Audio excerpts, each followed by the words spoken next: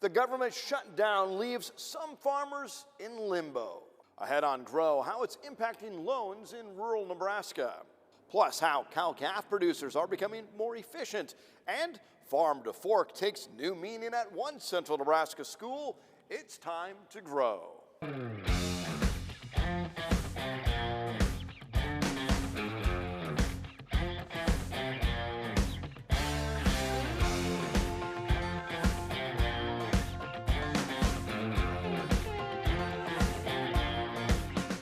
Welcome to the program. This week, the USDA opened local FSA offices, but only temporarily. NTV's Alex Whitney has our top story. A government agency closed by the most recent shutdown is going to be reopening, but only temporarily. Yesterday, the United States Department of Agriculture announced that the Farm Services Agency will be reopening select offices to help farmers process their loans. The reopening only applies to select service from the Farm Service Agency. Staff will be able to help with existing loans, 1099 documentation, and process any payments made on or before December 31st. For many area farmers, it's been a frustrating January, as they can't start 2019 inputs without all of the required paperwork that's being held up by the government shutdown.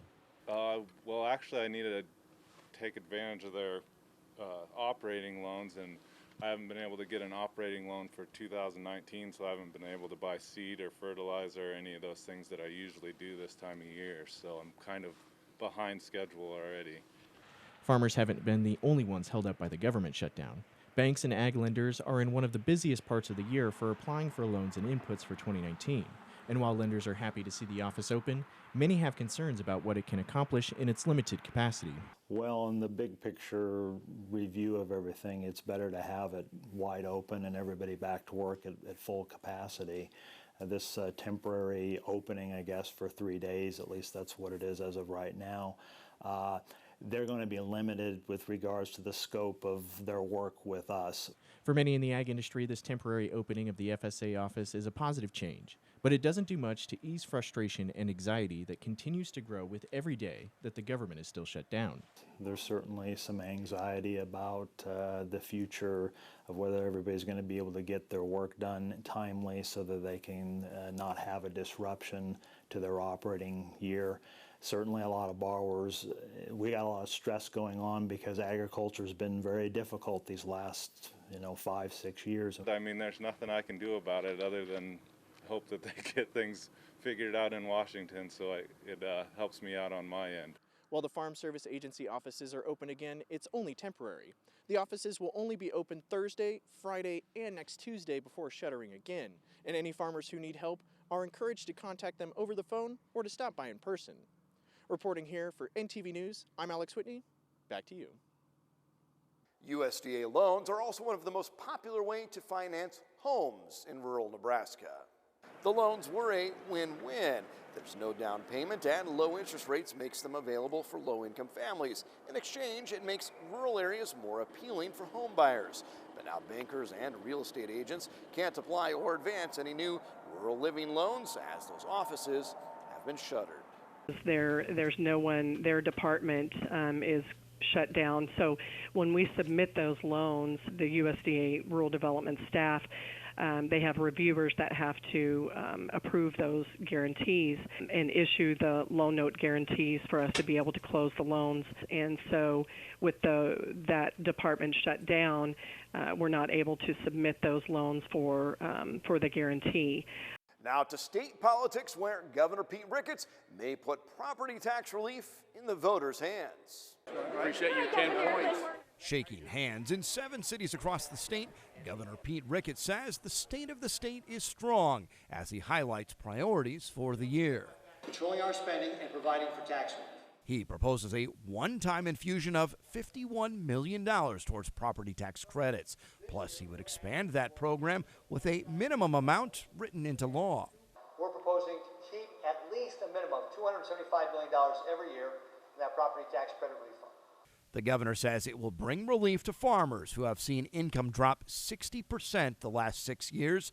One farmer who serves in the legislature has mixed feelings. I mean, I'm not opposed to it. I'm just saying it's not near enough yet. It's a start again, which, like I said, it gives us something to work with. It's not starting at zero like we was, last year or So it's recognition that there's a problem, but it still doesn't, to me, put it out in the forefront like he keeps his priority. The governor has no power over cities, counties, and schools, so he's asking voters to limit local taxes. Putting a constitutional amendment on the ballot that will limit the growth of property taxes to 3% a year by any local entity. Ricketts knows lawmakers will come up with their own tax plans. Some would like to remove sales tax exemptions and use the money to fund schools, reducing the need for local property taxes. The governor says he will not support any plan that raises taxes in one place to lower taxes elsewhere. He says his plan provides relief now and in the future. All that fits within our current budget and will be something that will provide immediate and structural relief. The governor's proposal would allow local voters to override that 3% cap, and bond issues would be exempt. And now rural lawmakers have a proposal of their own. Led by state senators Tom Breezy and Kurt Friesen, their proposal is to increase the state sales tax and expand sales tax on online sales and use that money to generate property tax relief. I want to thank the American Farm Bureau for the incredible job they do. I'm proud to be a great friend of the farmer, of the rancher, of the people who so nobly do what you do. God bless you all. God bless our farmers. God bless the United States of America. Thank you very much, everybody. While the federal government remains shut down, President Donald Trump urged a gathering of farmers this week to stay with him, even as many grappled with the impact of his trade battles with China and Washington's shuttered bureaucracy. Speaking to the American Farm Bureau Federation, President Trump touted that America's heartland largely supported him in 2016 and pledged his policies would help the agriculture industry, even if it caused short-term pain. The president thanked farmers and ranchers for their loyalty, promising that their, quote, greatest harvest is yet to come, end quotes. Farmers Union blasted the president for what they call a tone-deaf message. In a statement on Twitter, the group says, quote, family farmers have taken the brunt of his trade war, which has depressed an already troubled farm economy and pushed many farmers into significant financial stress. Farmers can no longer afford to hold out hope for the greatest harvest. The markets ruined by the trade war will likely take decades to repair, and it will take an alternative course of action to fix them, one that starts with an information grounded in reality, end quotes. And now to our poll question. Last week we talked about pulse crops. Field peas grown in a short season can be followed by cover crops, which can be gazed. It looks like more than half of you are interested, while about 40% say no thanks at this time to pulses.